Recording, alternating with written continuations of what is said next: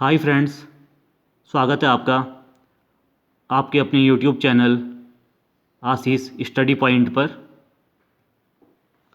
आज हम यहाँ पर डिस्कस करेंगे श्रीदेव सुमन उत्तराखंड यूनिवर्सिटी बादशाही हॉल। इसमें जो आपका नेशनल एजुकेशन पॉलिसी 2020 है, तो इसके अंडर जो आपका सब्जेक्ट है जूलॉजी, और इसमें आपका एक पेपर आता है, वो आपका फर्स्ट ईयर या फिर फर्स्ट सेमेस्टर में इलेक्टिव है, माइनर इलेक्टिव। तो ये है environmental science and basic concept of ecology. आइए हम इसे यहाँ पे डिस्कस करते हैं। और साथ ही पेपर आपका क्या, आपके कोई अगर यूनिवर्सिटीज़ है या फिर आपका कोई इन्वायरमेंट का आपका कोई एग्ज़ाम आपको देने वाले हो, तो उससे भी क्या ये आपका रिलेटेड है। तो आइए हम आज इसे यहाँ पे डिस्कस करेंगे। इस वीडियो में हम यहाँ पे जो कवर करने वाले हैं, तो ये आपका रहेगा introduction of environmental science, definition, principles and scope of environmental science. Next is structure and composition of atmosphere,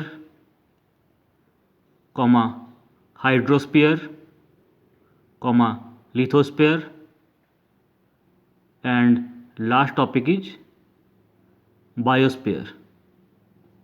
तो हम यहाँ पर इनको यहाँ पर जानने वाले हैं। देखिए, आपका जो इन्वायरमेंटल साइंस है, इट मीन्स पर्यावरण विज्ञान। तो यहाँ पे आपके दो वर्ड आ रहे हैं, पर्यावरण और विज्ञान। तो जो मेन आपका जो वर्ड है वह आपका पर्यावरण। तो पर्यावरण शब्द क्या है, आपका परि धन आवरण, परि और आवरण इनसे मिलकर बना हुआ है, जिसमें परि का अर्थ क्या होता है, चारों ओर, और आपका आवरण का अर्थ है घेरे हुए या ढके हुए। तो आपके चारों ओर का जो आवरण है, चारों ओर जो क्या आपको घेरे हुए है, वही आपका पर्यावरण आ जाएगा। ये मानव या किसी जीवधारी के चारों ओर पाए जाने वाले उस आवरण से संबंधित है, जिसमें रहकर वह जीव विशेष रूप से अपना जीवन यापन करता है। भाई, आप एक जीव हैं और आप क्या इस पृथ्वी में रहकर अपना जीवन यापन कर रहे हैं, तो आपकी चारों ओर जो भी चीज़ होंगी, anything that comes under environment, वो आपका क्या पर्यावरण हो जाएगा। अब हम यहाँ पर बात करेंगे कि अगर आप क्या मानव हैं, तो इसमें हम करते क्या पर्यावरण में, हम केवल मानव के पर्यावरण का अध्ययन न करके पृथ्वी पर मिलने वाले समस्त जीवधारियों के पर्यावरण का अध्ययन करते हैं। तो ये आपका क्या हो जाएगा, पर्यावरण आपका हो जाएगा, जिसमें आप क्या सिर्फ स्वयं का क्या जो आपका सब्जेक्ट है, इसमें केवल मानव की बात नहीं की जाएगी। यहाँ पे क्या समस्त जो भी आपके जीवधारी आते हैं उनका अध्ययन किया जाएगा। यहाँ पर हम कुछ डेफिनेशन की बात करेंगे। वुडवर्थ के अनुसार पर्यावरण शब्द का अर्थ उन सभी गहरी शक्तियों एवं तत्वों से है जो व्यक्ति को आजीवन प्रभावित करते हैं। जो आपकी नेक्स्ट डेफिनेशन है ये दी है रॉस जेएम के अनुसार। इनके द्वारा क्या कहा गया है, वातावरण एक बाह्य शक्ति है जो हमें प्रभावित करता है। तो ये क्या रॉस जेएम है, इनके अनुसार जो वातावरण है या पर्यावरण है इसकी डेफिनेशन दी गई है। नेक्स्ट है आपका इन्वायरमेंटल साइंस, पर्यावरण विज्ञान। तो आपको पर्यावरण विज्ञान है, ये पर्यावरण के भौतिक, रासायनिक और जैविक, भौतिक, रासायनिक और जैविक, भौतिक, रासायनिक और जैविक अवयवों के बीच पारस्परिक क्रियाओं का अध्ययन है। क्या? आपका पर्यावरण विज्ञान। देखिए पर्यावरण जो विज्ञान है इसका क्षेत्र क्या संकुचित न होकर काफ़ी विस्तृत है। अगर आप इन्वायरमेंट साइंस की स्टडी कर रहे हो तो आप क्या यहाँ पर सिर्फ वर्तमान की बात नहीं करोगे, मतलब क्या यहाँ पर आपका पर्यावरण वर्तमान समय में कैसा है इसकी सिर्फ जानकारी आप प्राप्त नहीं करोगे, बल्कि आप ये भी जानोगे कि अगर यहाँ पे कोई ऐसा एलिमेंट है जो आपके पर्यावरण को नुकसान पहुँचा रहा है तो हम भविष्य में अपने पर्यावरण को किस प्रकार सुरक्षित रख सकें, हमें इसकी जानकारी भी क्या यहाँ से प्राप्त होगी। तो यहाँ पे क्या ये पास्ट और प्रेजेंट की बात नहीं करेगा, बट आपका क्या जो फ्यूचर है, फ्यूचर में क्या जो मानव प्रजाति है तो ये किस प्रकार यहाँ पर संरक्षित रह सके, हम इसका अध्ययन भी पर्यावरण विज्ञान में करेंगे। और ये आपका क्या एक सिंगल आपका टॉपिक नहीं आएगा, ये आपका सिर्फ ज्योग्राफी या आप ये कहेंगे क्या जूलॉजी, इससे रिलेटेड नहीं है, ये आपका काफ़ी विस्तृत है। लाइक अगर मैं बात करूं आपका पॉलिटिकल साइंस, भाई पॉलिटिकल साइंस में क्या पर्यावरण का महत्व क्या है। तो देखिए अभी आप यहाँ पे देख ही रहे होंगे कि जो संयुक्त राष्ट्र है तो वहाँ पर क्या काफ़ी सारे जो प्रस्ताव लेके आया जाता है, उसमें काफ़ी सारे प्रस्ताव क्या हैं वो बेस्ड हैं पर्यावरण के। अब हम जब यहाँ पे स्टडी करेंगे हम यहाँ पे देखेंगे कि कई सारे ऐसे प्रस्ताव लेके आए गए हैं। लाइक मैं बात करूँ यहाँ पे क्या कि कार्बन उत्सर्जन की मैं बात करता हूँ, तो इससे क्या सिर्फ कार्बन उत्सर्जन की बात नहीं आएगी, बल्कि क्या विश्व में आपकी जो छवि है, भाई इससे क्या विश्व में आपकी जो छवि है, लाइक आप लीड कर रहे हो, आप क्या इस प्रकार के जो जागरूक टॉपिक हैं आप इन्हें लेके आ रहे हो, तो उससे क्या होता है पूरे विश्व का जो ध्यान आकर्षित होता है। तो ये होता क्या है बेस्ड ऑन पॉलिटिकल साइंस, राजनीति, ताकि आपको क्या बाकी जो अदर कंट्रीज़ हैं ये भी क्या आपकी ओर देख सकें कि आपके पास एक लीडरशिप क्वालिटी है। ठीक है, तो ये क्या हो जाएगा बेस्ड ऑन पॉलिटिकल साइंस। और इससे क्या होगा कि आपकी जो एक छवि होगी, आपका क्या थिंकिंग क्या है किसी सब्जेक्ट के बारे में, तो इससे क्या होता है व्यापार जो होगा, भाई कोई भी देश क्या ये जान रहा है कि आप इस टॉपिक के बारे में ये सोचते हैं, आपने ये नीति बनाई हुई है, तो इससे क्या होगा ध्यान आकर्षित होता है और उससे क्या आपका जो व्यापार है, आपका जो पर्यटन है, इस प्रकार से क्या काफ़ी इसमें बढ़ावा मिलता है। तो पर्यावरण एक काफ़ी विस्तृत क्षेत्र का विषय है। नेक्स्ट मैं बात करूं इसके इम्पोर्टेंस की, इसके महत्व की, तो देखिए पहला क्या है ये पर्यावरण के वास्तविक स्वरूप का ज्ञान कराता है। आप स्टडी करेंगे स्वयं के बारे में और अपने चारों ओर के वातावरण के बारे में, तो ये करेगा क्या जो पर्यावरण है उसका वास्तविक स्वरूप का ज्ञान कराएगा। नेक्स्ट है पर्यावरणीय गुणवत्ता पर प्रतिकूल तथा अनुकूल प्रभाव डालने वाले कारकों की जानकारी। तो यहाँ पे क्या सिर्फ आपको ये नहीं बताएंगे, लाइक अगर काफ़ी सारी आपकी इंडस्ट्रीज़ हैं उससे हो क्या रहा है जो CO2 है, कार्बन डाइऑक्साइड है, या फिर आप अपने इन्वायरमेंट में देखेंगे पॉलीथीन है, तो हम ये देखते क्या है ये हार्मफुल है हमारे इन्वायरमेंट के लिए। तो हमें यहाँ पे क्या जो प्रतिकूल है और जो अनुकूल है, इट मीन्स अगर हम क्या पेड़ पौधों को लगाते हैं तो ये क्या जो अनुकूल प्रभाव डालने वाले कारक हैं, इसकी जानकारी भी हमें इससे प्राप्त होती है। नेक्स्ट है आपका विभिन्न वर्तमान तथा भावी पर्यावरण संकटों का ज्ञान तथा उनसे निपटने हेतु कारगर उपायों की जानकारी प्राप्त करना। तो हम इसकी स्टडी किस में करेंगे? इन्वायरमेंटल साइंस में। नेक्स्ट है आपका पर्यावरण संरक्षण की दृष्टि से मानवीय समाज की भावी पीढ़ियों के हितों की सुरक्षा करना। हमारी जो आगे आने वाली जनरेशन है, लाइक अगर मैं बात करूं कि आपका जो पेट्रोल है या डीजल है, ये क्या एक लिमिटेड अमाउंट में, तो कुछ टाइम बाद क्या हो जाएगा, ये ख़त्म हो जाएगा। तो हमारी जो आने वाली जनरेशन है उसके बाद ये करेंगे क्या? तो हमें क्या इसका जो संरक्षण है, और साथ में ये हो क्या रहा है, ये जो आपका पर्यावरण है इसे प्रदूषित भी कर रहा है।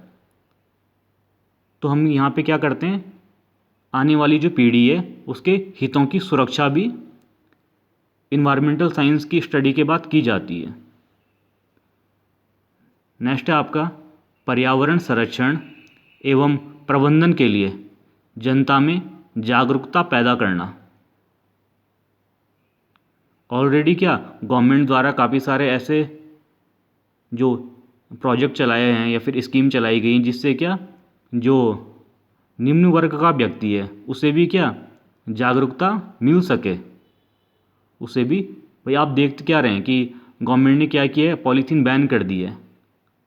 अब बैन करने के बाद क्या, अब जब हमें इसकी एक्चुअली से हमारा नॉलेज प्राप्त हुआ है कि किस वजह से ये बैन हुई है, तो नॉर्मल ह्यूमन कर क्या रहा है, ये खुद ही पॉलीथीन का जो यूज है वो करना छोड़ रहा है। तो ये क्या एक जागरूकता, एक अवेयरनेस है ये पैदा हो रही है।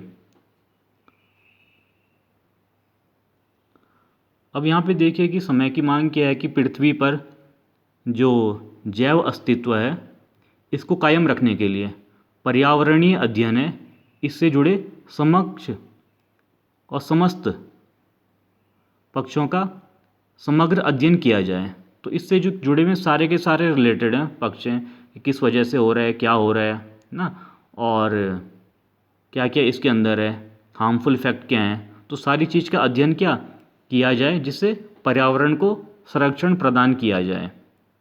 और जो आपकी राष्ट्रीय शिक्षा नीति है 1986, इसमें भी क्या कहा गया है कि बच्चों, युवाओं, बुजुर्गों और सभी नागरिकों को पर्यावरण के प्रति जो इनका ध्यान है वो आकर्षित किया जाए, और साथ ही हर वर्ग की शिक्षा में इसे जोड़ा जाए ताकि क्या हम इससे नॉलेज ले सकें। नेक्स्ट है आपका स्कोप ऑफ इन्वायरमेंटल साइंस, पर्यावरण विज्ञान का क्षेत्र।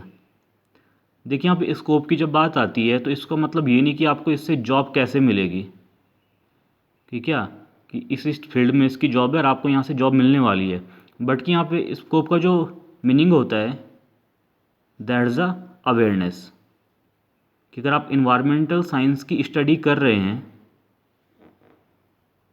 उसके बाद आपको क्या नॉलेज प्राप्त होने वाला है, ये यहाँ पे क्या स्कोप की एक्चुअल मीनिंग है।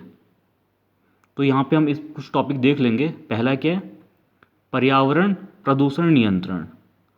आप जब इन्वायरमेंटल साइंस की स्टडी करेंगे तो आपको ये पता चल जाएगा कि क्या कौन कौन से ऐसे एलिमेंट हैं जो इन्वायरमेंट के लिए हार्मफुल हैं, और हमें इन पर क्या नियंत्रण कैसे करना है, इन पर हम कंट्रोल कैसे करेंगे, किस तरीके से हम इनकी भाई इन खपत है तो एक दिन में तो क्या कम हो नहीं सकती है, बट धीरे धीरे करके हम इसे कम कर सकें।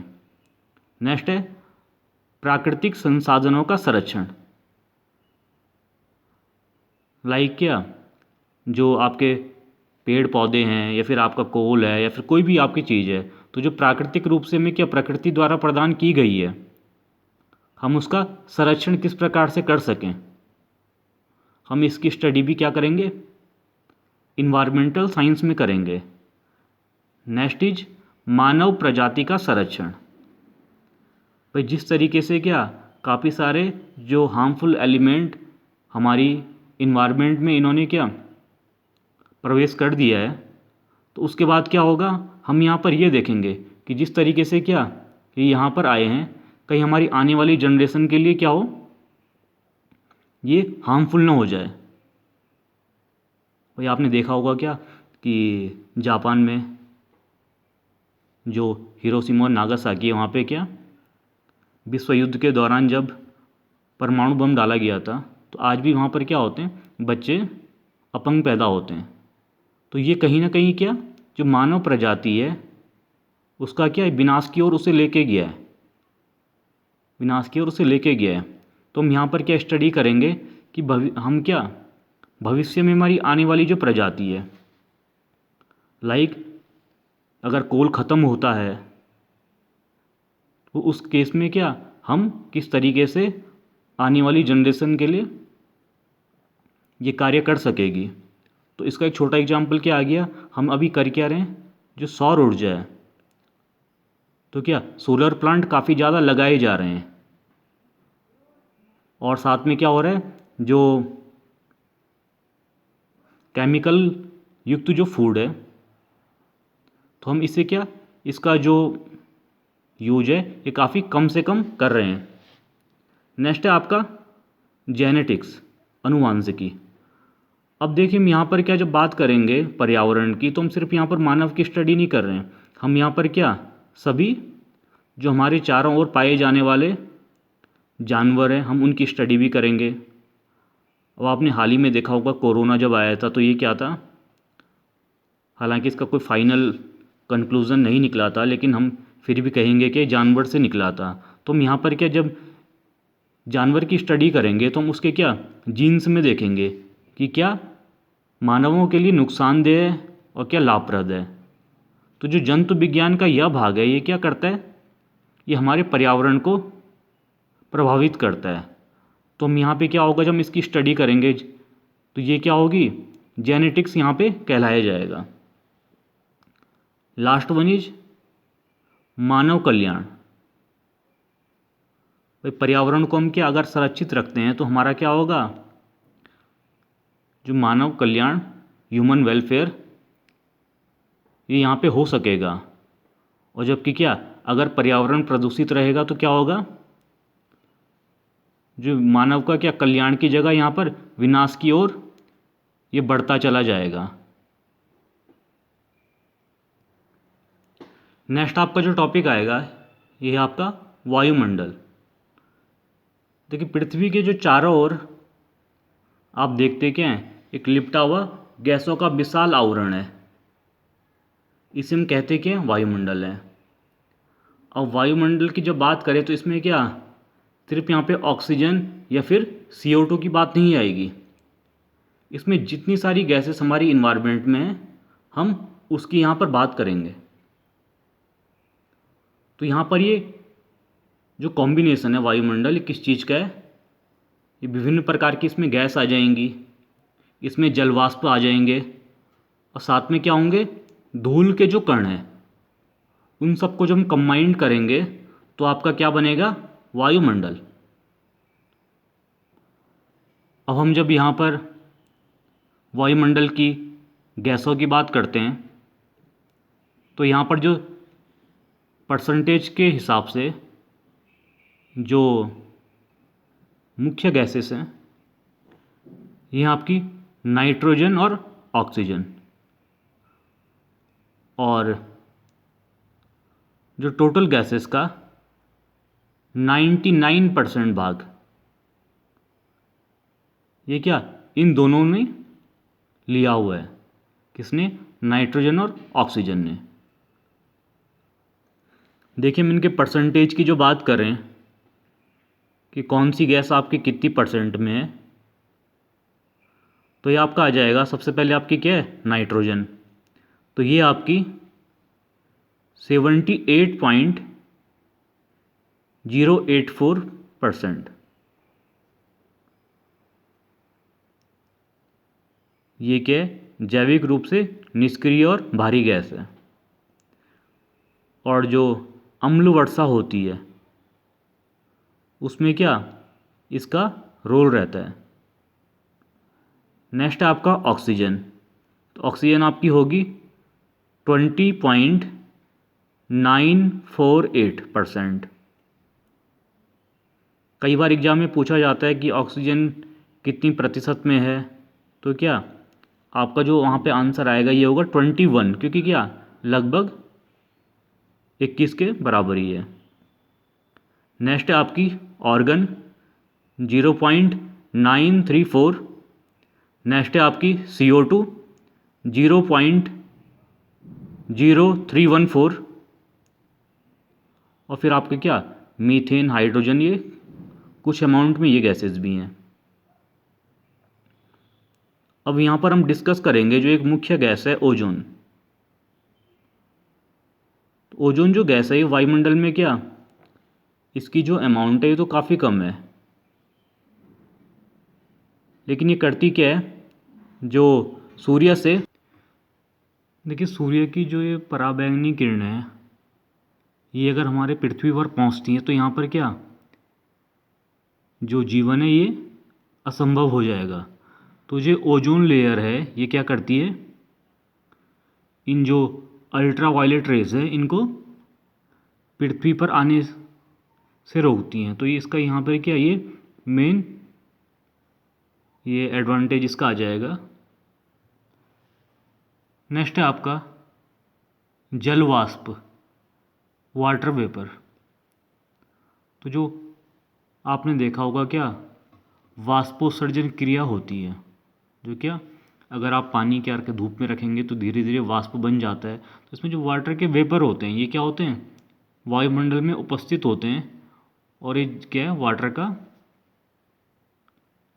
जो गैसीय रूप हम इसे कहेंगे, ठीक है।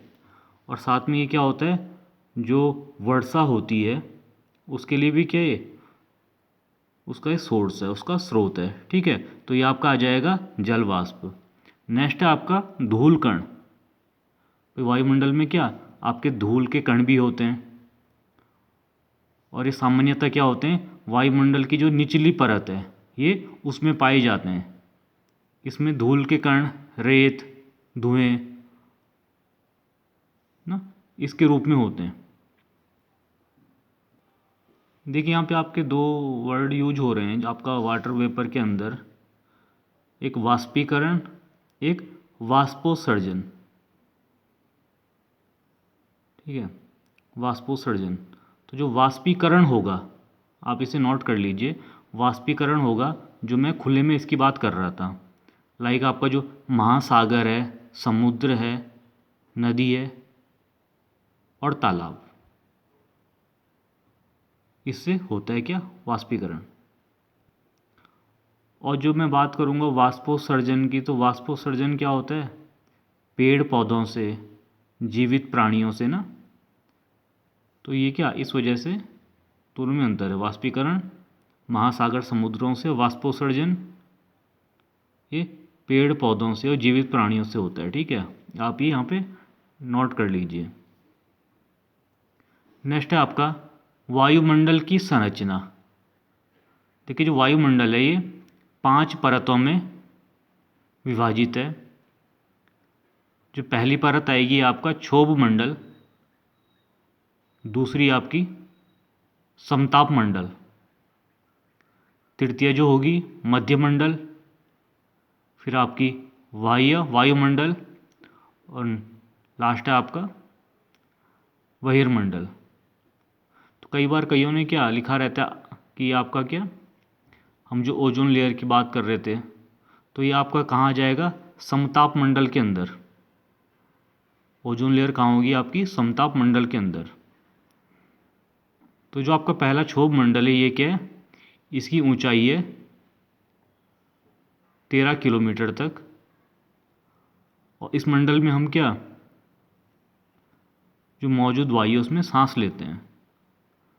साथ में आपकी जो मौसम की सभी घटनाएं हैं ये इस मंडल में होती हैं, किसमें आपकी क्षोभ मंडल में।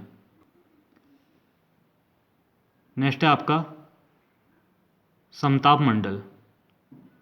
तो ये कहाँ तक होता है क्षोभ मंडल के ऊपर होगा और 50 किलोमीटर की ऊंचाई तक होता है। यहाँ पे क्या होता है, जो ये आपने भी देखा होगा क्या, जो इससे पहले था आपका क्षोभ मंडल, तो उसमें सारी मौसम की घटनाएं होती थी। तो इसका मतलब कि जो आपका समताप मंडल है ये इन सारी घटनाओं से मुक्त होता है और हवाई जहाज उड़ाने हेतु तो ये सबसे आदर्श है। नेक्स्ट है आपका मध्य मंडल। ये समताप मंडल के ऊपर होगा और 80 किलोमीटर की ऊंचाई तक ये फैला होता है। नेक्स्ट है वाह्य वायुमंडल। ये क्या होता है, 80 से 400 किलोमीटर की ऊंचाई तक ये होता है, ठीक है, फैला होता है। और पृथ्वी से जो प्रसारित होती हैं रेडियो तरंगें वो इसी परत से क्या परावर्तित होकर पृथ्वी तक पहुंचती हैं। आपकी जो लास्ट इसमें परत आएगी है आपका बहिर्मंडल। ये वायुमंडल की पतली परत है और यहाँ पे हल्की गैस है, जैसे आपका हीलियम है, हाइड्रोजन है, इसे क्या अंतरिक्ष में तैरती हैं। नेक्स्ट है आपका हाइड्रोस्फीयर। इसे हम कहते हैं जलमंडल। देखिए ग्रीक भाषा के जो शब्द हैं हाइड्रोस, जो आपका इट मीन्स होता है क्या पानी, और स्पाइरा गोलाकार, इन शब्दों से मिलकर बना हुआ है। हम जानते हैं कि पृथ्वी के सौरमंडल के जितने भी ग्रह हैं इसमें एकमात्र ऐसा ग्रह है जहाँ पर क्या तरल पानी का भंडार है।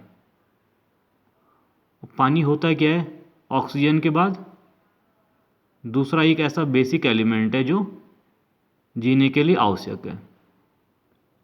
हम जब इसकी बात करते हैं जलमंडल भाई होता क्या है, तो जो पृथ्वी ग्रह की ठोस सतह है इस पर मौजूद जो सभी प्रकार का जो पानी है वो आपकी समुद्र के रूप में, महासागर के रूप में, नदियों के रूप में, ग्लेशियर है, बर्फ़ है, सारा का सारा क्या होता है आपका जलमंडल के अंतर्गत आता है। अब हम इस पानी को क्या करते हैं, दो प्रकार से विभाजित कर सकते हैं, आपका खारा पानी और दूसरा आपका पीने योग्य पानी। तो जो आपका खारा पानी होता है इसमें क्या होती है, नमक की जो मात्रा होती है NaCl ये काफ़ी उच्च मात्रा में होता है। जो समुद्र का जल होता है क्या इसी वजह से खारा होता है। जबकि आपका जो पीने योग्य पानी है, ये मैं बात करूँ नदियों में, झील में, आपका जो बर्फ़ हो गई ना, आपका क्या वाटर का सॉलिड फॉर्म है ना, आइस, और भूमि के अंदर ये सारा का सारा क्या है पीने योग्य पानी होता है। अगर मैं महासागरों के जल की बात करूँ तो महासागर में क्या पृथ्वी का जो भी पानी है उसका 94% ये क्या है महासागर में उपस्थित है। नेक्स्ट है आपका स्थल मंडल लिथोस्फीयर। तो ये भी आपका ग्रीक भाषा का शब्द है और लिथोस इट मीन्स आपका पत्थर और स्पेरा गोला, इससे बना हुआ है। और ये क्या है पृथ्वी ग्रह की सबसे ठोस और जो सतही परत है उसको हम कहते हैं कि स्थल मंडल ये कहा जाता है।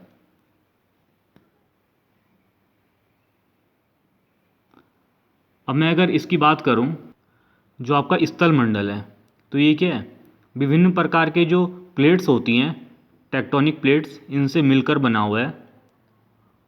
और जो प्लेट्स हैं इनके टकराने से ही क्या होता है पहाड़, नदियाँ, मैदान, साथ में आपकी जो कुछ घटनाएं होती है, भूकंप आपका आ गया, ज्वालामुखी आ गया, ये क्या इसी वजह से होती है। अब अगर मैं स्थल मंडल को विभाजित करूं तो ये भी आपका दो प्रकार का है, महाद्वीपीय स्थल मंडल और नेक्स्ट है आपका महासागरीय स्थल मंडल।